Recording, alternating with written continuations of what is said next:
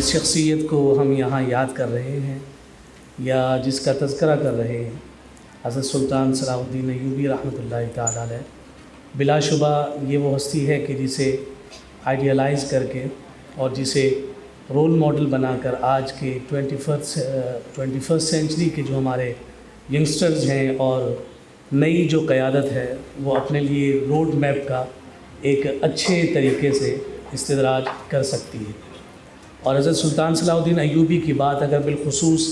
آج کے اس پرسپیکٹو میں کریں کہ جب فلسطین پر مظالم کا ایک سلسلہ ہے، اور جیسا کہ ابھی ڈاکٹر صاحب بھی ذکر کر رہے تھے کہ آپ نے جس انداز میں بیت المقدس کو فتح کیا، مسلمانوں کی اس مقدس ترین مقام کو جو 3 مقدس مقامات میں سے تیسرے نمبر پر یہ القدس کی عظیم سرزمین ہے، حاصل کرنے کے بعد بھی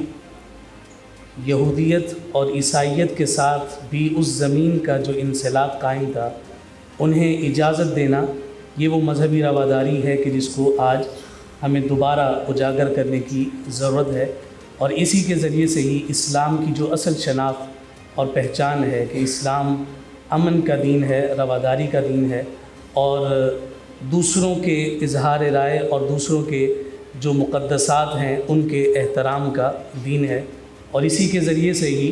ہم اپنے آگے کے سفر کو آسانی کے ساتھ پروان چڑھا سکتے ہیں۔ حضرت سلطان صلاح الدین ایوبی رحمۃ اللہ تعالیٰ علیہ کی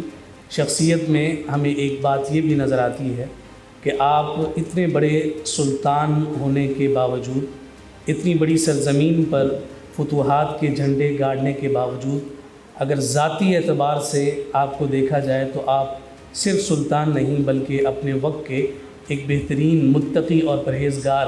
شخصیت بھی نظر آتے ہیں کہ جن کا سینہ خوف خدا سے ہمیں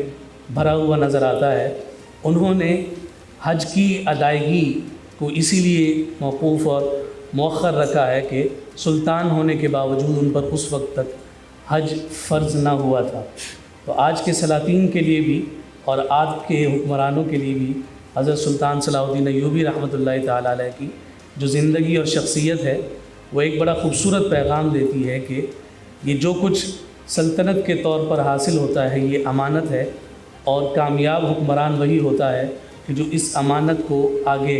رعایا میں بحسن و خوبی منتقل کرتا ہے۔ اللہ تعالیٰ ان نفوس کی برکتیں ہمیں عطا فرمائے، اور ان کا جو جذبہ جہاد تھا